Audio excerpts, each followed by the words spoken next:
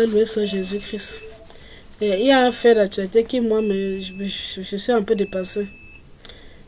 En Ouganda, l'Ouganda vient d'adopter une loi qui pénalise l'homosexualité. Bon, et beaucoup d'autres choses. Et en que temps, l'Ouganda avait demandé des prêts à la Banque mondiale. Le processus était en cours, c'était en bonne voie même.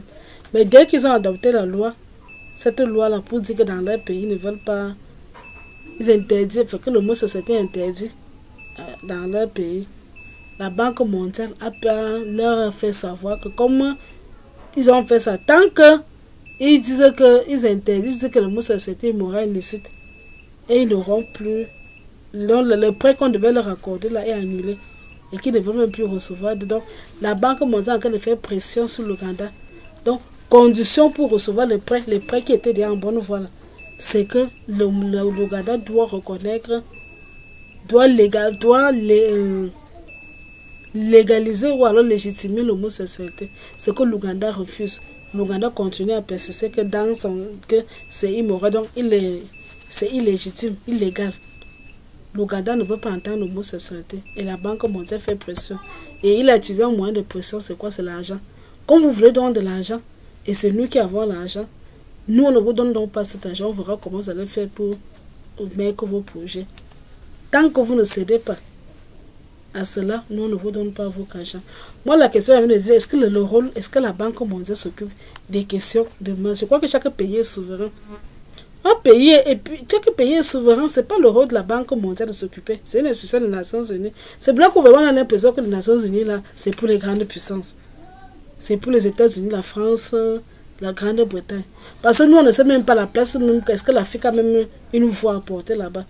Chaque État est souverain.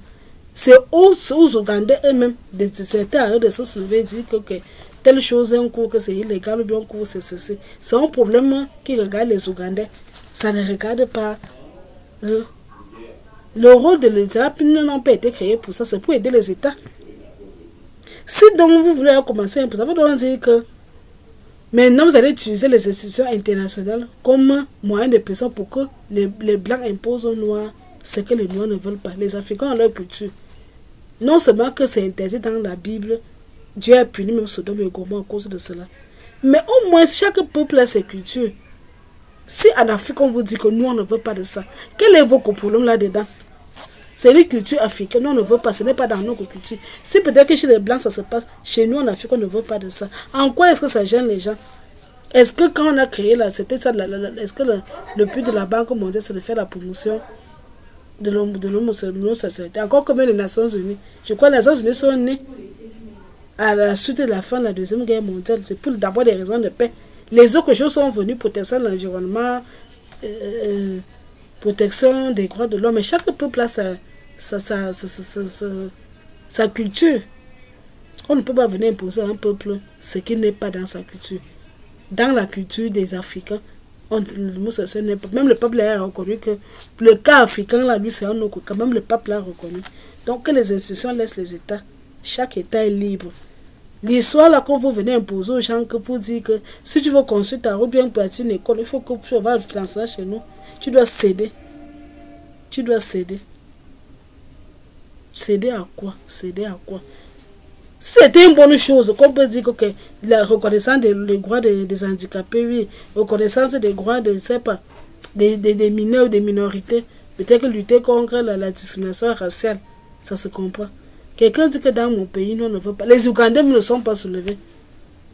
Il n'y a pas eu de soulèvement en Ouganda pour dire que nous on ne veut pas. C'est aux Ougandais de dire que nous on ne veut pas. C'est leur pays.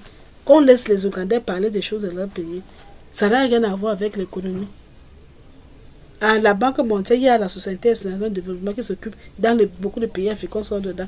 Si donc maintenant on commence à mettre, ça veut donc dire que finalement dans le cardinal Sarah, le cardinal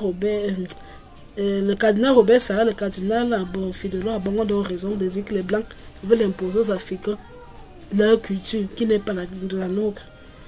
Si vous ne voulez même plus de la Bible de Dieu, laissez au moins les Africains vivre avec leur culture. Ne leur imposez pas. Et que les pays africains restent même fidèles. Il ne faut pas faire quelque chose pour lequel Dieu a puni Sodome et Gomorrhe. Que Dieu considère comme une abomination. Vous voulez aujourd'hui que tout le monde accepte ça, pourquoi? Dans l'Ancien Testament, on te couvrait comme ça, on te lapidait.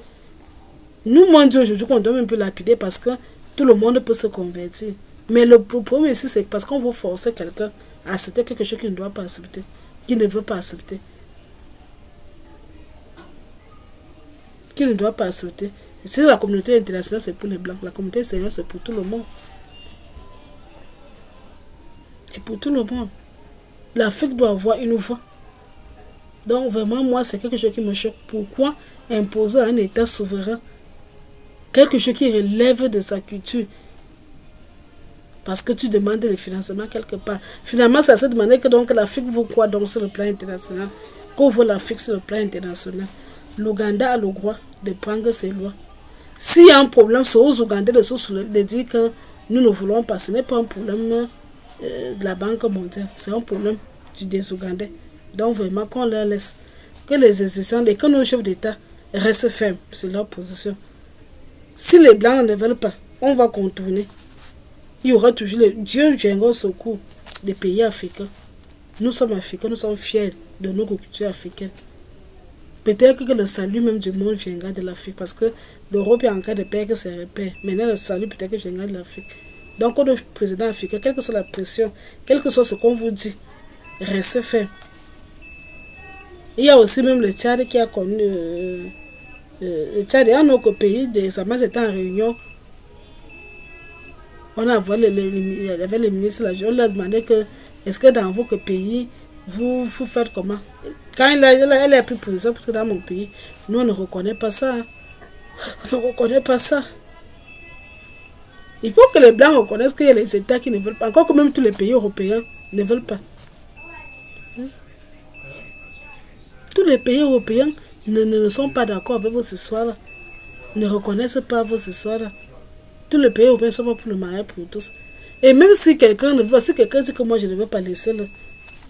Si tu n'es pas content, tu vas ailleurs où ça c'est possible. Comme ça, il y aura la paix. Mais vraiment, laissez le pays africain tranquille. Laissez le pays africain tranquille. Laissez-nous tranquille. Nous avons nos cultures. Et dans la culture africaine, ça ne là, l'homosexualité là, ça ne passe pas. Et puis c'est interdit dans la loi. C'est écrit noir sur blanc dans la Bible. Dieu a puni Sodome et Gomorrhe à cause de l'homosexualité. Donc même la loi de Dieu est déjà bannie. Les commandements de Dieu, ça n'a plus de sens. C'est vraiment l'antéchrist qui impose, qui veut dicter sa règle maintenant. Jésus avait averti dans l'Apocalypse 13. Celui qui n'aura pas la marque de la bête ne pourra ni vendre ni acheter. Nous sommes le temps de l'antéchrist. On ne connaît pas peut-être que la figure, mais on sait qu'il y a qui est là. Nous sommes arrivés à ce temps-là. Vous voyez maintenant, on impose à un État que si tu ne fais pas ceci, tu ne peux pas avoir de prêt. C'est l'antéchrist. Si tu n'as pas la marque de la paix, tu ne peux ni vendre ni acheter. Mais que les États africains, que nos chefs d'État africains restent fermes sur leur position. Dieu viendra au secours de l'Afrique. Parce que Dieu aime l'Afrique. Donc restez fermes sur vos opposés sur le droit chemin. Nous êtes sur le droit chemin. Nous ne devons pas accepter ce qui est immoral. Ce qui est une abomination devant Dieu. Parce que les autres veulent nous imposer. Non, nous le refusons. Donc s'ils veulent faire le chantage avec leur argent, c'est leur problème là-bas. Mais nous restons fermes. Donc c'était tout ce que je voulais partager avec vous. En tout, Dieu soit Jésus, que Dieu vous bénisse.